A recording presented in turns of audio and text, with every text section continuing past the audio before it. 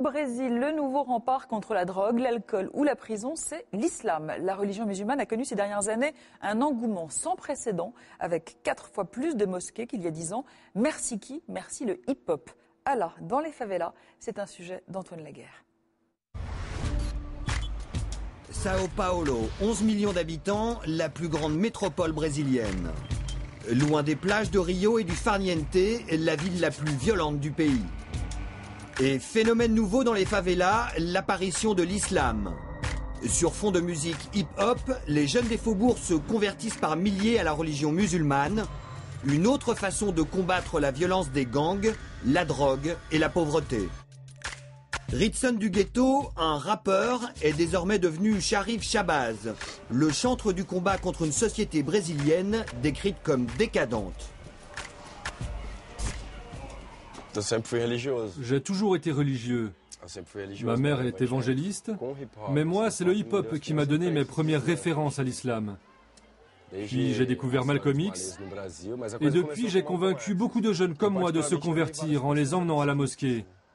Mais tu sais, le problème au Brésil, c'est de respecter les principes de l'islam au milieu d'une société si permissive. Bastion catholique sur le continent sud-américain, le Brésil assiste à la percée d'un islam qui s'est surfé sur les passions locales. Rien de mieux qu'un concert pour attirer de nouveaux adeptes et prêcher le combat. On rend hommage à la cause palestinienne. Car la Palestine est un pays envahi par un autre, qui vit sous domination, tout comme nous dans la banlieue de Sao Paulo.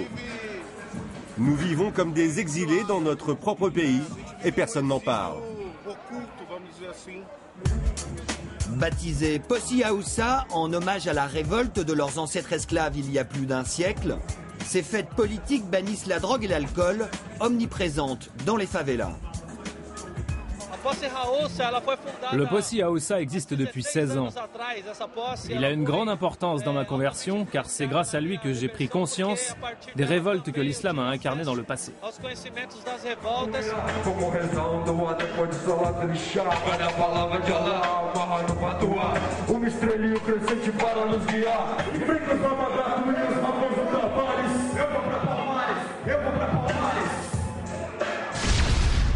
L'islam comme échappatoire à la violence du ghetto, c'est le message véhiculé par les clips des nouveaux convertis.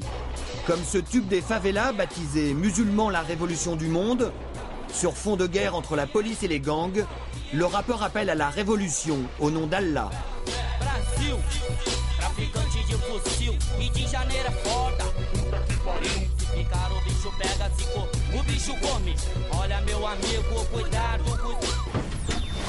C'est avec stupeur que les médias brésiliens découvrent aujourd'hui l'ampleur du phénomène.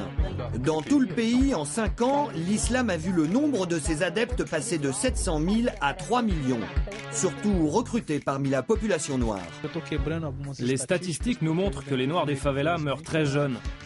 En tant que musulman, j'échappe à ce génocide qui frappe la jeunesse. À San Bernardo dos Campos, en plein cœur de la favela, une nouvelle mosquée a été inaugurée en février dernier par un imam venu spécialement de Syrie. C'est désormais le quartier général de l'islam en Amérique latine. Cette visite, largement médiatisée, a suscité de violentes réactions des députés de la droite dure brésilienne, réfugiés en centre-ville.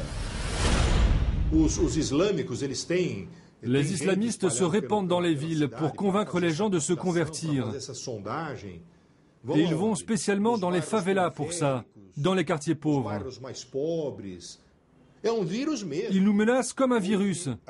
Ils ont choisi le Brésil à cause de la misère du peuple et de son faible niveau intellectuel.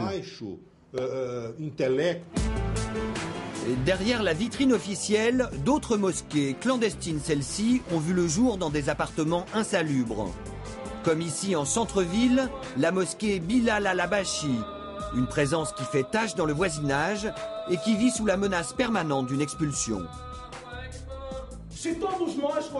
Si tout le monde participait, ce serait plus facile de payer les factures.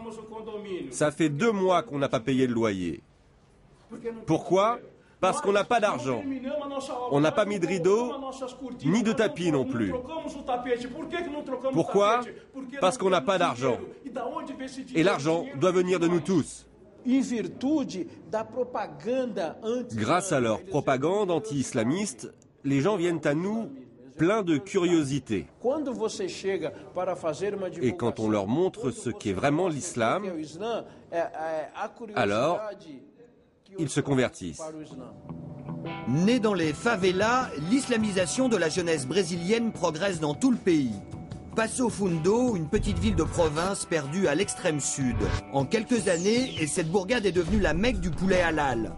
Les multinationales de l'agroalimentaire s'y sont installées. Ici, islam rime avec business. Nivaldo Lucena est l'imam de cette communauté.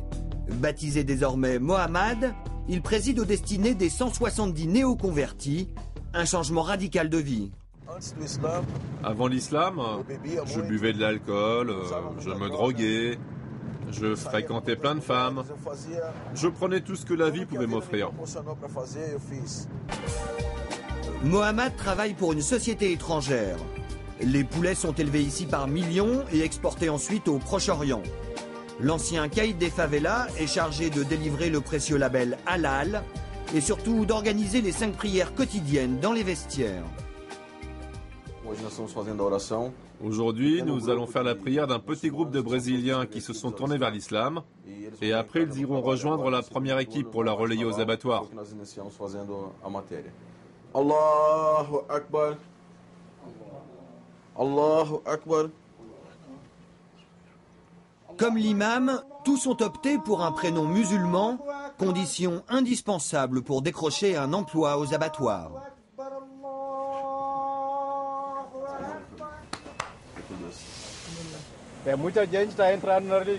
Plein de gens se convertissent. Rien que dimanche dernier, nous avons eu 2 nouveaux venus.